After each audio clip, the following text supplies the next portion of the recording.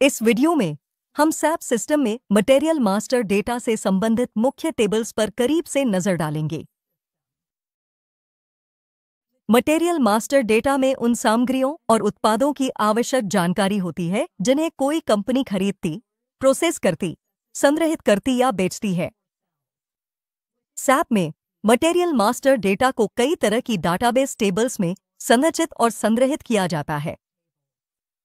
इस संदर्भ में केंद्रीय ऑब्जेक्ट मटेरियल नंबर है। यह नंबर पूरे सैप सिस्टम में किसी भी मटेरियल की विशिष्ट पहचान करता है। लगभग सभी टेबल प्रविष्टियां जो किसी मटेरियल से संबंधित होती हैं, उनमें मटेरियल नंबर को एक की फील्ड के रूप में संदर्भित किया जाता है। पहली और सबसे महत्वपूर्ण टेबल मारा है। यह टेबल सामान्य मटेरियल मास्टर डेटा संग्रहित करती है, जो क्लाइंट स्वतंत्र होता है।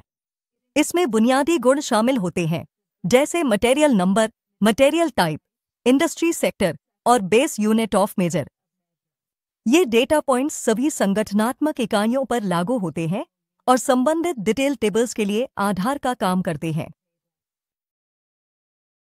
मक्ट टेबल विभिन्न भाषाओं में मटेरियल्स के संक्षिप्त विवरण संग्रहित करती है।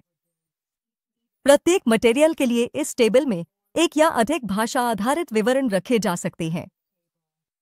यह विशेष रूप से उन बहुभाषी सिस्टम्स या रिपोर्टिंग परिदृश्यों के लिए प्रासंगिक है जिनमें भाषा विशिष्ट लेबल्स की आवश्यकता होती है। एमवीके टेबल में बिक्री विशिष्ट मटेरियल डेटा होता है। इसमें सेल्स ऑर्गेनाइजेशन, डिस्ट्रीब्यूशन चैनल और जैसे पैरामीटर्स शामिल होते हैं, सेल्स यूनिट, टैक्स क्लासिफिकेशन या डिलीवरिंग प्लांट। जैसे ही मटेरियल को बेचना या वितरित करना होता है, यह टेबल अनिवार्य हो जाती है। खरीद से संबंधित डेटा के लिए ईएनए टेबल का उपयोग किया जाता है। इसमें परचेजिंग इन्फो रिकॉर्ड्स की जानकारी होती है, जो कि मटेरियल और वेंडर का संयोजन होती है। मूल्य निर्धारण की शर्तें और संबंधित परचेजिंग ऑर्गेनाइजेशन एन में संग्रहित होती हैं। ये टेबल्स सैप एमएम मॉड्यूल के भीतर परचेज ऑर्डर प्रोसेस करने और कीमतें निकालने के लिए बुनियादी हैं। मार्क टेबल प्लांट विशिष्ट मटेरियल डेटा को संग्रहित करता है। इसमें material requirement planning parameters, production control settings, planning strategies या प्लांट निर्भर माप की इकाइयां शामिल होती हैं। प्रत्येक मटेरियल प्लांट संयोजन को एक अद्वितीय प्रविष्टि के रूप में दर्शाया जाता है। यह टेबल प्लांट स्तर पर उत्पादन और इन्वेंट्री की विस्तृत योजना और नियंत्रण के लिए अत्यंत महत्वपूर्ण है।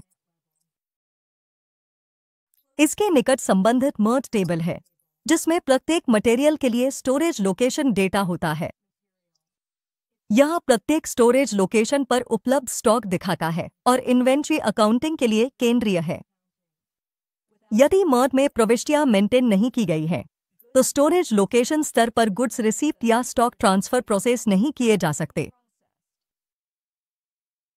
एक और महत्वपूर्ण पहलू है मटेरियल क्लासिफिकेशन, जिसे एयूएसपी टेबल में संग्रहित किया जाता है। यह टेबल उन मटेरियल्स के लिए कैरेक्टरिस्टिक वैल्यूज रखती है जिन्हें किसी क्लास में असाइन किया गया है। क्लासिफिकेशन विशेष रूप से उन उत्पादों के लिए उपयोगी है जिनमें कई वेरिएंट्स या कॉन्फ़िगरेशन होते हैं, या जब भी मानक फील्ड्स से परे अतिरिक्त विशेषताओं को रिकॉर्ड करने की आवश्यकता होती है। मटेरियल मास्टर डेटा में बदलावों को ट्रैक करने के लिए सीडीएचडीआर और सीडीपीएएस टेबल्स प्रासंगिक हैं।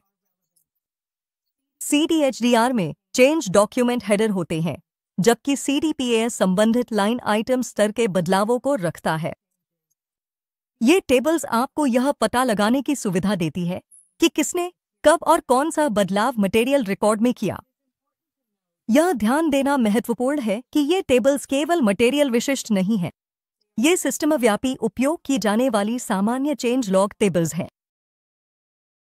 संक्षेप में, सैप में मटेरियल मास्टर डेटा का प्रबंधन आपस में जुड़ी कई डाटाबेस टेबल्स पर आधारित है। जहां मारा मुख्य मास्टर डेटा टेबल के रूप में कार्य करता है, वहीं मार्क, मर्ज, एमवीके या मक्ट जैसी अन्य टेबल्स प्लांट, सेल्स एरिया या भाषा के अनुसार विस्तृत संगठन विशिष्ट जानकारी प्रदान करती है।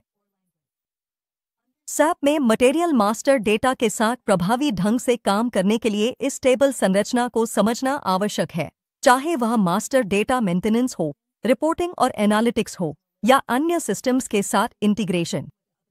हमें उम्मीद है कि यह वीडियो आपके लिए मददगार रहा। अगर आपके पास कोई अतिरिक्त सवाल या टिप्पणी है तो कृपया नीचे संदेश छोड़ें। अगली बार फिर मिलेंगे रेडविस्ट एकेडमी में।